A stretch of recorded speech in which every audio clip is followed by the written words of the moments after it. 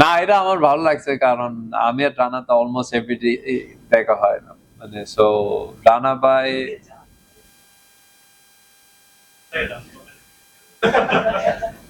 প্রশ্ন করতেছে at the same time ফোনে আলাপ করতেছে। ও আচ্ছা, না রানা ভাই আমি I am happy that Rana national team join করছে কারণ ওনার অনেক এক্সপিরিয়েন্স আছে। উনি একটু মুড হয়ে গেছে বাট এখনো একটু মানে ফিট আছে। সো রানা ভাই উনি সব প্লেয়ারকে জানে, মানে চিনেও। So it's good to have Rana.